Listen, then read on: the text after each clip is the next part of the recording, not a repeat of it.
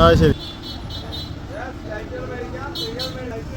Happy Christmas, advance ആയിട്ട് happy Christmas ആണ്. ഇപ്പോൾ നിൽക്കുന്നത് നമ്മുടെ എറണാകുളം ബ്രോഡ്വേയിലാണ്. ക്രിസ്മസിൻ്റെ ആ വൈബ് നമുക്ക് ഇവിടെ വന്ന് കാണാൻ പറ്റുമോ? ക്രിസ്മസിൻ്റെ സ്റ്റാർ ലൈറ്റൊക്കെ അപ്പോൾ കാണുമല്ലേ? കമാ.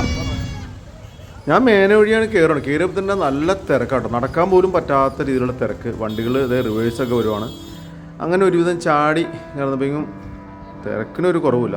സമയം 7:15. അപ്പോൾ അതൊക്കെ നോക്കിയപ്പോൾ അവിടെ ഒരു കൂട്ടം കാണുന്നുണ്ട്. തിരക്ക് കൂടിയാലും പണിയാണേ.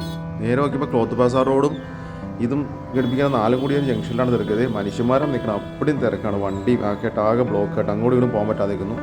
ഒരു ഗ്യാപ്പ് ഉണ്ട്, ഈ ഗ്യാപ്പിലൂടെ അങ്ങോട്ട് പോയി കളയാം.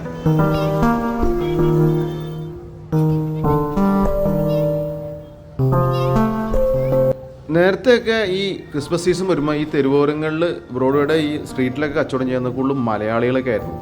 പക്ഷേ ഇവിടെ ഞാൻ ഭൂരിപക്ഷം കണ്ടത് ഹിന്ദിക്കാരാണ്. ഇനി മലയാളികളുടെ ജോലിക്കാരായിട്ടാണോ എന്നറിയില്ല, കൂടുതലും ഹിന്ദി ഭാഷ സംസാരിക്കുന്ന ആൾക്കാരായിരുന്നു ഇവിടെ കണ്ടത്.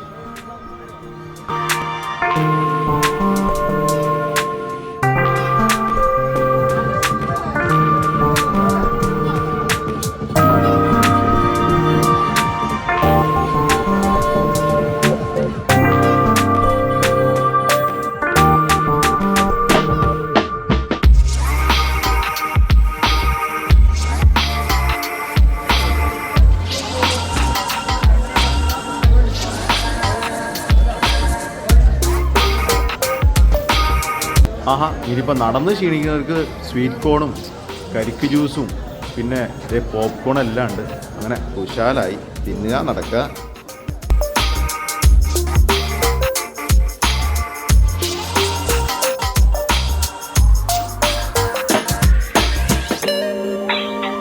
കൊച്ചൊക്കെ നടന്ന് കളന്ന് അമ്മയുടെ ഒക്കെ കയറിയിരിക്കുകയാണ്.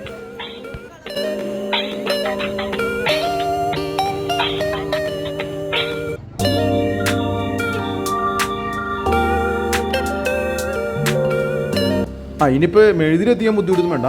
ബാറ്ററിയിൽ കത്തണ മെഴുതിരൊക്കെ എത്തിയിട്ടുണ്ട്. കൊള്ളാം. ഇനിയിപ്പോൾ കെട്ടുപോകുന്നുള്ള പേടിയൊന്നും വേണ്ട. ഒരു 60 രൂപ കൊടുത്താൽ മതി, സാധനം കിട്ടും. കൊള്ളാം അല്ലേ? നല്ല രസം. കുപ്പിയിലൊക്കെ എഴുതിയിട്ട് ഇതെനിക്ക് ക്രിസ്മസ് ട്രീയിൽ തൂക്കിടാനായിരിക്കും. അടിപൊളി, നല്ല രസമുണ്ടല്ലേ കാണാൻ.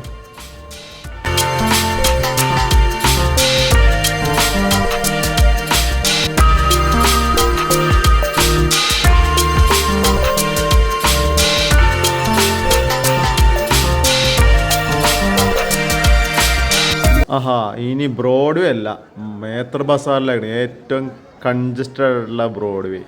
ശരിക്കും പറഞ്ഞാൽ 3 പേർക്ക് നേരം നടക്കാൻ പറ്റില്ല, അതിൻ്റെ അകത്താണ് ഈ തിരക്ക്. പക്ഷേ എൻ്റെ പൊന്നടാവേ.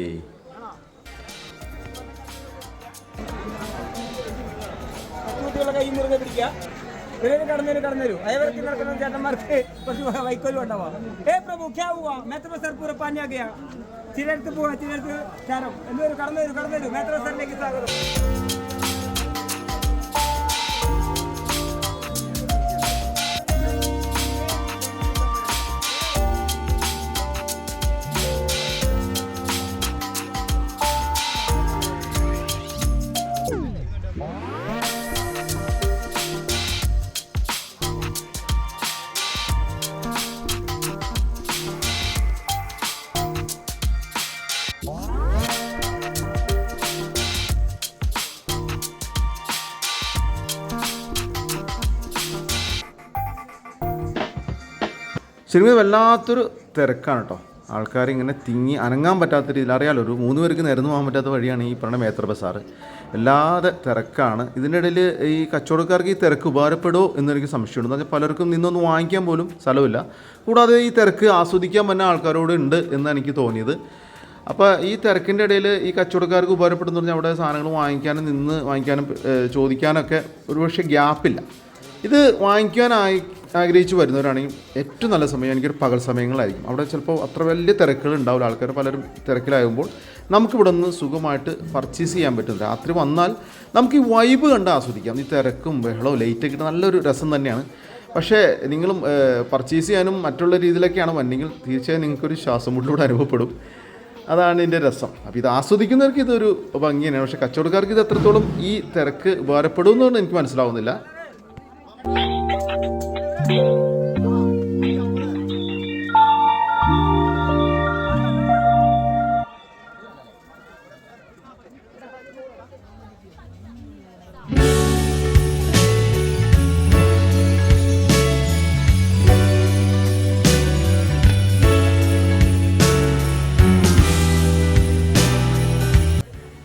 ആശ്വാസം തോന്നിയ സമയം എന്ന് പറഞ്ഞാൽ ബേത്തർ ബസാർ കഴിഞ്ഞു ഇനി നമുക്ക് മാർക്കറ്റ് റോഡിലേക്ക് കടക്കാം. അവിടെ ഇച്ചിരി തിരക്കുറവുണ്ടാവും. ഈ ശ്വാസം മുട്ടൽ വേണ്ടല്ലോ. അതൊക്കെ അവിടെ നിന്ന് പുറത്തേക്ക് ഇറങ്ങി മാർക്കറ്റ് റോഡിലേക്ക് കടന്നപ്പോഴേക്കും സമയം 8 മണിയായി. ഇവിടെയും തിരക്കിനൊരു കുറവില്ല. ഇവിടെയും ചെറിയൊരു ജംഗ്ഷനാണല്ലോ. മസ്ജിദ് റോഡും മാർക്കറ്റ് റോഡൊക്കെ ആയിട്ട് ഇങ്ങനെ കണക്ട് ചെയ്ത് കിടക്കുന്നുണ്ട്. ഇവിടെയും വണ്ടികളും ആൾക്കാരായിട്ട് നല്ല തിരക്കാണ്.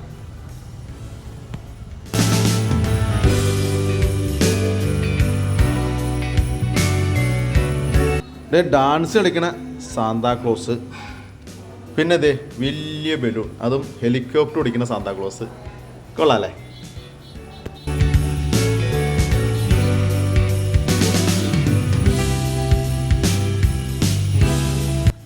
ആ വലിയൊരു തിരക്ക് ഒഴിഞ്ഞൊരു വല്ലാത്തൊരു സുഖം കിട്ടി ഈ മസ്ജിദ് റോഡിൽ കിടന്നപ്പോൾ. ഇവിടെ തിരക്കില്ല കേട്ടോ.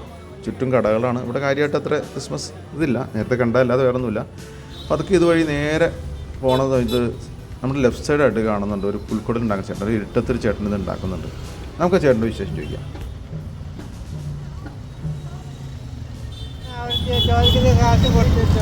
ആ ശരി, 150 രൂപ കൊടുക്കണം. ഇതാകുമ്പോൾ 250 രൂപ അല്ലേ? ആൾക്കാരെ വില പറയുമ്പോൾ വേണ്ടെന്ന് പറയും. പാലക്കാട് എന്തൊക്കെ പറഞ്ഞാലും ഇത്തരം വഴിയോര കച്ചവടക്കാരോടുള്ള നമ്മുടെ പൊതുജനങ്ങളുടെ ഒരു മനോഭാവം ഇപ്പോഴും മാറിയിട്ടില്ല കേട്ടോ. ഇവർ എടുക്കുന്ന അധ്വാനം നമുക്കൊന്ന് കാണുന്നില്ല എന്നുള്ളതാണ് സത്യം. നമ്മൾ നോക്കുമ്പോൾ 4 കോലൊക്കെ കെട്ടി വെച്ച സാധനം ഇതിന് ഇത്രയും വിലയുണ്ട് കേട്ടോ. 250 രൂപ വരുമ്പോൾ ചേട്ടന് 150 വരെ എന്നൊക്കെ ചോദിക്കുന്ന ആൾക്കാരെന്നാണ് ഇദ്ദേഹം പറഞ്ഞത്. വളരെ മോശമായൊരു ഏർപ്പാടാണ്. ഇതൊരു അധ്വാനമാണ്. ശരിക്കും പറഞ്ഞ് ഇത്ര ആൾക്കാർ ഇതുകൊണ്ട് ജീവിക്കുന്ന ആൾക്കാർ വഴിയിൽ വന്ന് രാത്രി 8 കിടന്ന് ഉറങ്ങി കച്ചവടം ചെയ്ത് 10 പൈസ വീട്ടിൽ കൊണ്ടേ അവർക്കും ക്രിസ്മസ് ആഘോഷങ്ങളുണ്ടാവും. നമ്മളിവിടെ ശരിക്കും ഒരു മനോഭാവം നമ്മുടെ മാറ്റേണ്ടിയിരിക്കുന്നു. മറ്റുള്ള കടയിൽ പോയി 1000, 1020 വരെയുള്ള സാധനങ്ങൾ നമ്മൾ ചിലപ്പോൾ ചോദിക്കുമ്പോൾ 10 രൂപയിലും കുറച്ച് തന്നാലായി. അങ്ങനെയുള്ള ആൾക്കാരോട് നമ്മൾ വേറൊരു മനോഭാവം, ഇവരോട് വേറൊരു മനോഭാവം കാണിക്കുന്നത് ശരിയായ നിലപാടല്ല. ശരിക്കും പറഞ്ഞാൽ ഇവരോട് നമ്മളൊരു സഹായം പോലെ, ഇവർക്കൊരു സഹായം പോലെ തന്നെ പെരുമാറി കഴിഞ്ഞാൽ നമ്മുടെ എല്ലാ ആഘോഷങ്ങളും പുണ്യപരമായില്ലേ? അതല്ലേ ശരി?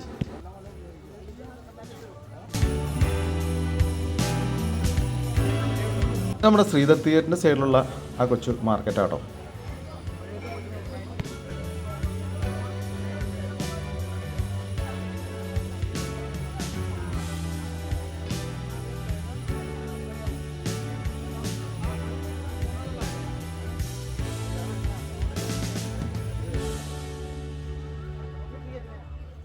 കച്ചവട മേഖലയെല്ലാം വല്ലാത്തൊരു ഞെരുക്കത്തിൽ പോയിക്കൊണ്ട കാലഘട്ടം. വല്ലാത്തൊരു മോശമായൊരവസ്ഥയാണ് കച്ചവടക്കാർക്ക്. അപ്പോൾ വളരെ പ്രതീക്ഷയോടെ ഈ സീസൺ ബിസിനസ് ചെയ്യുന്ന ഇവിടുത്തെ എല്ലാ കച്ചവടക്കാർക്കും എല്ലാവിധ ഐശ്വര്യം ഉണ്ടാവട്ടെ എന്നൊരു പ്രാർത്ഥനയോടെ തന്നെ ഇവിടെ വരുന്നവർ, നിങ്ങൾ ഈ തിരക്കും ഈ ബഹളവും ഈ വൈബൊക്കെയാണ് ആഗ്രഹിക്കുന്നത്, നിങ്ങൾ തീർച്ചയായും രാത്രിയോട് വരേണ്ടത് അത്യാവശ്യമാണ്. മറിച്ച് നിങ്ങൾ ഈ തിരക്കൊന്നും ഇഷ്ടപ്പെടുന്നില്ല, വളരെ കാം ആൻഡ് ക്വയറ്റായിട്ടാണ് പർച്ചേസ് ചെയ്യാൻ ആഗ്രഹിക്കുന്നത്, നിങ്ങൾക്ക് പകൽ വരാം. ഈ തിരക്കൊന്നും കാര്യമായിട്ട് ഉണ്ടാവില്ല. അപ്പോൾ എല്ലാവരോടും, എല്ലാ കൂട്ടുകാരോടും വളരെ ഹൃദ്യമായി ഒരു അഡ്വാൻസ്ഡ് ഹാപ്പി ക്രിസ്മസും ഹാപ്പി ന്യൂ ഇയർ നേരും കേട്ടോ.